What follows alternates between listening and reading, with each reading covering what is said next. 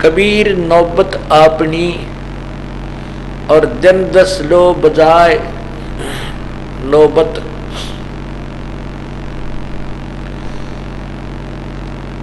और ये पुरपट्टन ये गली बहुर ना देखो आए। जिनके नौबत बाजती और मंगल बदते बारे, एक हरि के नाम बिना वो गए जन्म सब हारे।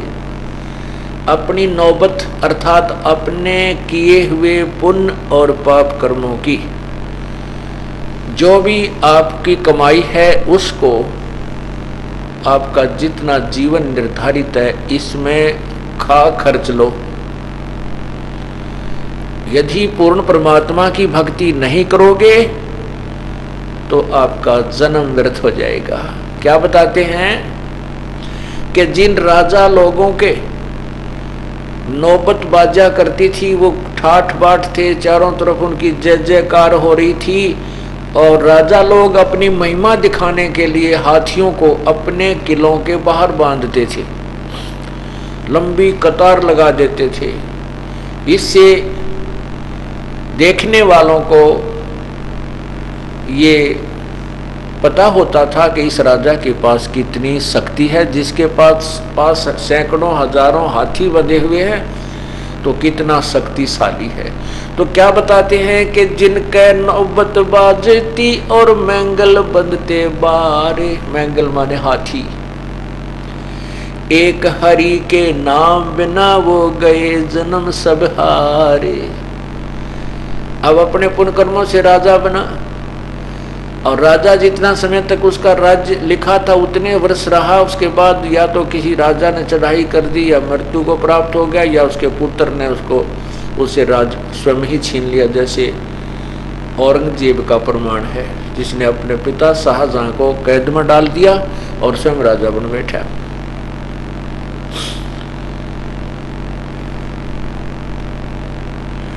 सातों शब्द जो बाजते और घर घर होते राग, ते मंदिर खाली पड़े इब बसन लगे कागे। जिन राजाओं के बड़े बड़े महल थे, किले थे और उनके अंदर गाने बजाने होया करते थे, साज बाज बजते रहते थे, अब वो परमात्मा ना भजने से वो राजा लोग तो पशु पक्षी बन गए और उनके किलों में और महलों में आज कौवों का निवास है, उसमें काग बैठते हैं, पक्षी घोंसले बनाए बैठे हैं, वहां कोई नहीं रहा। सातों शब्द जो बाजते और घर घर होते राग, ते मंदिर खाली पड़े इब बसन लागे कागे। कबीर थोड़ा जीवना ये मंडे बहुत मंडान, सभी उबा पंथ शेर ये राव रंग सुल्तान। कबीर एक दिन ऐसा होएगा सबसे पड़े बिछो, राजा रण छत्रपति ही सावधान क्यों न होए। परमात्मा कहते जीवन तो थोड़ा सा है और मांडे बहुत मंडान, अर्थात योजना पता नहीं कितनी लंबी लंबी बनाए बैठे हो।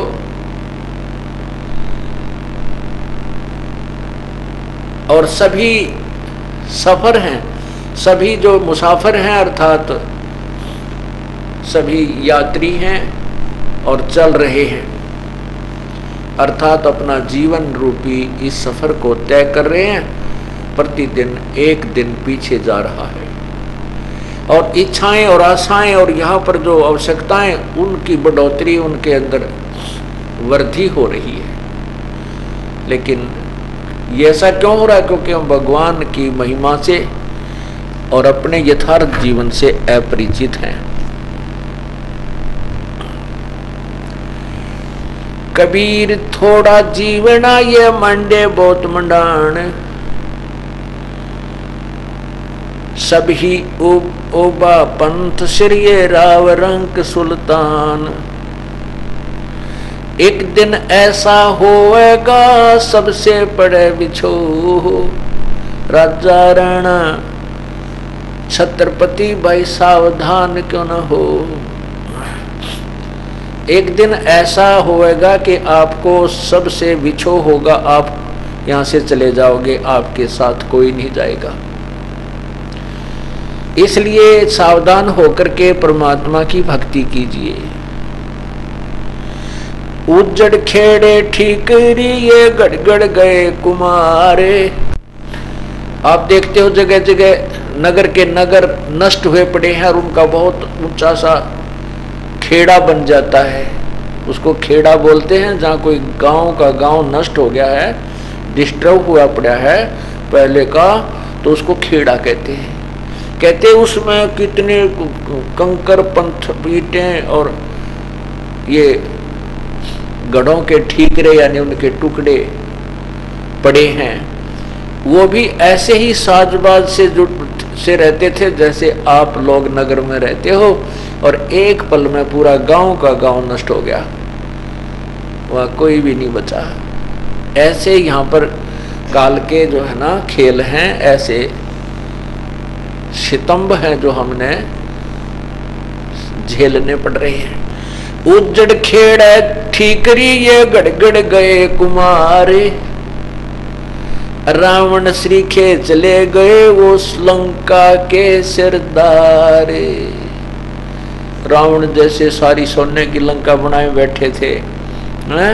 और यूं सोच बैठा था कि मेरी मृत्यु नहीं हो सकती, क्योंकि मैंने 33 करोड़ देवताओं को अपनी कैद में डाल रखा है और पूरे वैज्ञानिक तरीका अपनी भक्ति शक्ति से उसने वैज्ञानिक तरीका भी अपना रखा था, सिद्धियां उसने प्राप्त कर रखी थी। कबीर कहाँ गर्बियो देही देख सुरंग। कहते हैं सुंदर शरीर ने देख के तू इसमें अभिमान मत कीजिए, ये तो ऐसे आपसे छूट जाएगा जैसे सर्प से कैंचुली छूट जाती है। सर्प के ऊपर से जैसे कैंचुली उतर जाती है, वो दोबारा शरीर में सर्प उसमें प्रवेश नहीं कर सकता, वो शरीर पर सर्प को दोबारा प्राप्त नहीं हो सकती, वही कैंचुली। तो यह उदाहरण देती है, शरीर ऊपर जो आपका कवर ये एक कैंचुली जैसा है, जैसे सर्प की कैंचुली होती है, और अंदर जो प्राणी है, जीव है, और वो सूक्ष्म शरीर है, वो अलग है, वो इससे बहुत भिन्न है और वो जीव के साथ रहता है। जैसे सर्प ने अपनी ऊपर की वह कवर त्याग दिया, इस प्रकार ये शरीर है। तो ऐसे ही कहते हैं, इस शरीर ने देखकर तो अभिमान मत कर, मत बोला भगवान, एक बार तेरे हाथ से छूट गया शरीर तो जैसे सर्प कांचली त्याग जाता है, इसे छोड़कर चला जाएगा, दोबारा इसमें प्रवेश तो नहीं हो पाएगा। ये तेरा शरीर नहीं रहेगा, मिट्टी में मिल जाएगा, इसको या तो दफना दिया जाएगा या सफा कर दिया जाएगा। कबीर कहाँ गर्भियो देही देख सुरंग, बिछड़ ब्या मिलबो नहीं जो कैचुली भुजंग। कबीर कहाँ गर्भियो इस जोबन की आस, के सो फूले विचार फिर खंखर वहे पलाश। कबीर कहाँ गर्भियो ऊंचा देख आवासे, काल पर भूले टेना तेरे ऊपर जमेगा से। परमात्मा कहते हैं, कहाँ ये 2-3 मंजिल की कोठी बना के फूला फिरे है नालायक नादान, ये मृत्यु हो जाएगी, कल जमीन पर लेटेगा, वहां सभा कर दिया जाएगा और तेरे उस शरीर के ऊपर फिर घास जमेगी और वहां गधे खाएंगे और उस पर लोट लगाएंगे। कबीर कहाँ गर्भियो ये ऊंचा देख आवासे, कल पड़े भूमि लोटना ऊपर जमेगा से। कबीर कहाँ गर्भियो ये चाम लपेटे हड, है वर छत ऊपर छतर तल ते भी देवा खंड। कहते इस शरीर को देखकर तो इतना मत अभिमान करे, ये कुछ भी सौदा नहीं है। ये तो चाम के अंदर हाड़ लपेट रखे, और जिन राजाओं के ऊपर छतर तना करते थे, छतर ऊपर ऐसे लेकर चले जाते थे और नीचे हाथी पर या घोड़ों पर विराजमान होता था, कहते हैं वो भी या तो गड्ढे में दबा दिए गए हैं यानी कब्र में, या उनको सवा कर दिया गया है। वो चले गए अपनी पूर्व जन्म की कमाई को व्यर्थ करके, जिन्होंने सत साधना नहीं की। कबीर कहाँ गर्भियो ये चाम लपेटे हड, है वर ऊपर छत्र तले ते भी देवा खड। खड्डे में दबा दिए गए। कबीर कहाँ गर्भियो ये काल गह कर केश, ना जाने कित मार सी के घर के परदेश।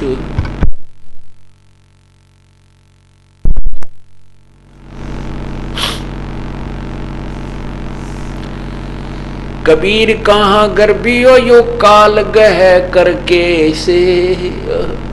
कहते हैं परमात्मा कबीर परमेश्वर कह रहे हैं कि क्यों फूला फिर है नादान, यो काल तेरे बाल पकड़ कर घसीट कर ले जाएगा, और ना बेरा कहाँ मारेगा, घर मारेगा या कि तब प्रदेश में तेरे हाथ खंडेंगे।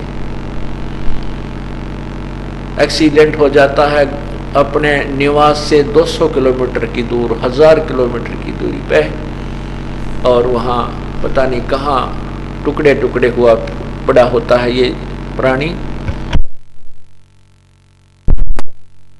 तो परमात्मा कहते हैं भूला मत भगवान को। कबीर कहाँ गर्भियो यो काल गह करकेश, ना जाने कि तुम्हारेगा भाई के घर के परदेश।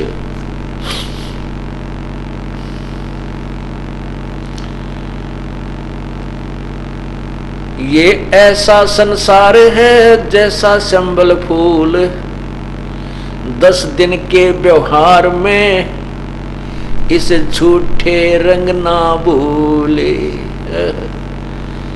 क्या बताते हैं कि ये संसार, ये जीवन जिसको तू अपना मानता है और इसी में तू सुख ढूंढना चाहता है, जैसे प्रत्येक व्यक्ति का, बहन और भाई का एक विशेष दृष्टिकोण होता है कि मैं अब बालक हूँ, फिर जवान होऊंगा, युवा होऊंगा, मेरा ब्याह होगा, शादी होगी, और शादी के बाद फिर मेरी संतान होगी और मैं अच्छी कमाई करूंगा, बढ़िया मकान बनाऊंगा, अपने बच्चों को अच्छी शिक्षा दूंगा, उनके लिए अच्छी संपत्ति जोड़ूंगा, फिर उन बच्चों का विवाह करूंगा, और फिर पोते हो जाएंगे, पोती होंगी, देवती हो जाएंगी, और फिर मैं बुढ़ापे में मौज करूंगा। यह भूल है इंसान की। कहते हैं बुढ़ापे में तो मौज कर ली, तेरा जिए जानेगा जिसी मौज करेगा। अब ये ज्ञान बिना हम ऐसे अपने ही आप संकल्प विकल्प करके और सेट रहते हैं। कहते हैं कबीर ये ऐसा संसार है जैसा संबल फूल, और 10 दिन के व्यवहार को इस झूठे रंग ना भूल। सुवै संबल से या लागे डोडे ढूंढे। एक सुआ होता है, सुआ कहते हैं तोते को, और एक संभल का वृक्ष होता है, वो छोटा सा जब होता है और परिपक्व होता है, उसके बढ़िया बढ़िया पत्ते होते हैं, सुंदर हरा भरा रहता है, और उसके फल इतने सुंदर फूल, और फिर फल ऐसे लगते हैं जैसे बहुत ही अच्छा कोई खाद्य फल हो, लेकिन उसके फल में, संभल के वृक्ष के फल में रुई होती है। उसमें रुई होती है, जैसे डोडे, आँख के डोडों में कपास टाइप होती है, रुई होती है, ऐसे ही वो संभल के पेड़ में वो उसको वो फल इतने अच्छे लगते हैं और बड़े पीले पीले हो जाते हैं। तो तोता ये सोचकर कि जब इस पेड़ को फल लगेंगे मैं फल आहार करूंगा, बड़े अच्छे फल हैं इसके, बहुत अच्छा हरा भरा वृक्ष है। और जब वो फल परिपक्व हुए और तोते ने मारी चोंच आछी जचा के बढ़िया, क्योंकि उसको सोचकर ये फल बहुत मीठा मिलेगा, क्योंकि वो परिपक्व हो चुका था। जो ही तोते ने चोंच मारी दबा के और वह रुई फंस गई उसके मुंह में, जान बचानी मुश्किल हो गई। वो खाद्य पदार्थ नहीं था, वो जो वस्तु वो सोच रहा था वो नहीं थी। ऐसे ही बताते हैं कि तू इस संसार को और इस परिवार को ऐसे सिंभल के पेड़ की तरह सींच रहा है, आशा कर रहा है कि मैं जब इसके फल लगेंगे, अर्थात जब तेरे पत्ते पत्ती हो जाएंगे, फिर तू आनंद से सुख से रहा करेगा। कहते फिर तो सुख तो रह लिया, तेरा जिए जानेगा। और ये ना 2-3 बुढ़िया तो पूछ लियो बुजुर्गों से, उनकी लाके बन रही है। एक भक्त बना हमारा, अच्छा अधिकारी, रिटायर हुआ,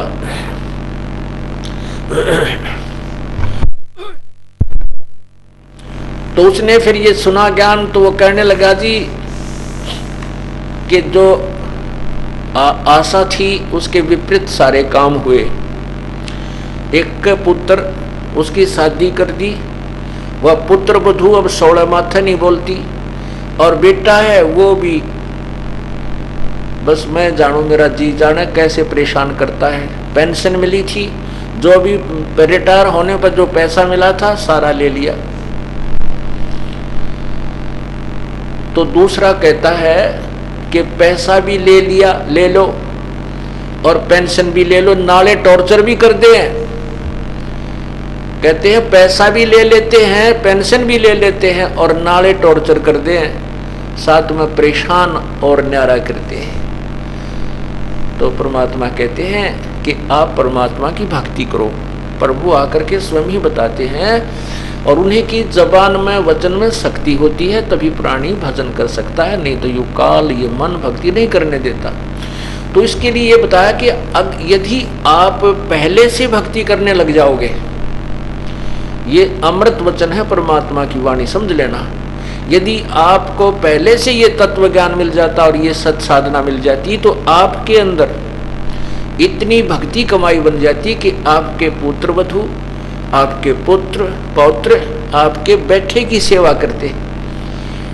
आप देखते हो संतों के पास कौन सा धन है, या तो उनके पास पूर्व जन्म की कमाई है जो वर्तमान में शास्त्र विरुद्ध साधना कर रहे हैं, और जो वर्तमान में सत्साधना भी कर रहे हैं तो उनके पास नाम की कमाई है, भजन की कमाई है, और हर एक व्यक्ति उनको प्रणाम करता है, उनकी सेवा करने की चेष्टा करता है। तो इसी प्रकार यदि आपकी भक्ति पहले से प्रारंभ हो जाती, राहत तो अब भी मिलेगी, ऐसी बात नहीं है। अभी वो अब थोड़ा सा सेट होने में टाइम लेगा परमात्मा, क्योंकि आपकी कमाई बनवाएगा धीरे धीरे, और बहुत जन्मों से बिगड़ा हुआ काम है अपना, बहुत ये उलझ पुलझ हमारा जो संस्कार हैं, इनको धीरे धीरे ठीक करेगा। फिर वो पुत्र भी, पुत्र वधू भी अपने आप ठीक होने लग जाएंगी। यदि पहले से भक्ति कर रहा होता तो ये आपत्ति आप पर नहीं आती। परमात्मा कोई ना कोई ऐसी व्यवस्था कर देता आपकी। तो इसलिए कहते हैं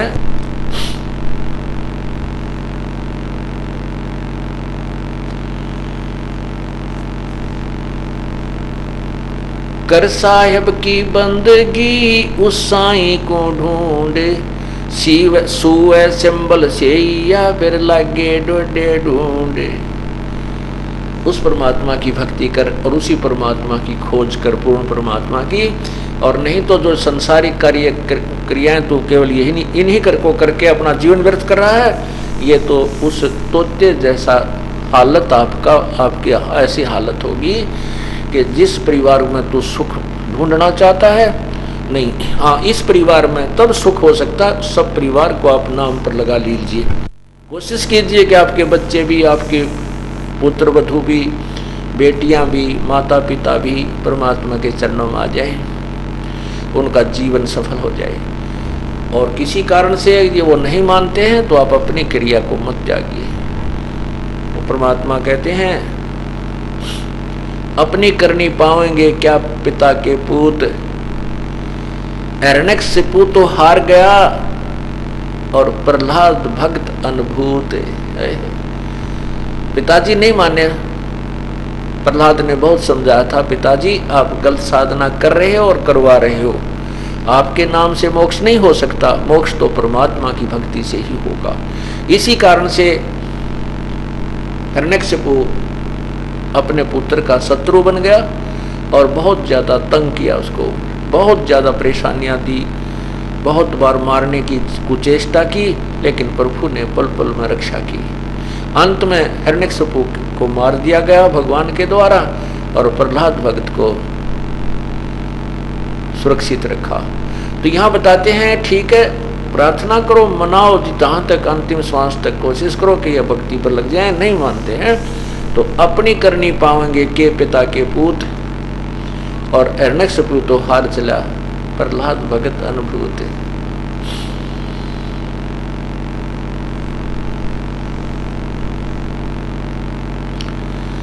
इस झूठे सुख को सुख कहे ये मान रहा मन मोद, ये सकल चबीना काल का भाई कुछ मुख में कुछ गोद। इस झूठे सुख को सुख कहे ये मान रहा मनमोद, ये तो सकल आहार कभी काल का है, सब सकल कबीला, ये आहार जो है काल का, कुछ मुख में कुछ गोद। सकल चबीना काल का, 1 लाख तो आज पूरे कर लिया उसने, 12 बजे तक और कर लेगा, रह रहे होंगे तो कुछ है? और बाकियों की तैयारी है, उनको गोदी में लिए हुए है, ये तेरा बेटा है। जैसे बच्चे को बलो के रखते हैं, गोदी में खिलाते हैं, कहते हैं झूठे सुख को सुख है ये मान रहा मनमोद, इसी को खुशी सुख मान रहा है यहाँ इस काल के जाल में, बलि के बकरे की तरह, काल के कसाई के बकरे की तरह बंधा हुआ इसकी जेल में। और ये तो सकल चबीना काल का, होय होय, कुछ मुख में कुछ तो खा लिया आज और बाकियों की कल तैयारी है। उनको शेष को यहाँ पर बाकी जो बचे हैं उनको बलो रखा है, ये तेरा बेटा है या तेरी बेटी है या तेरी कार है या तेरी कोठी है, इस लालच में ये यहाँ रहा रहे और प्रतिदिन इसका आहार बनता रहे।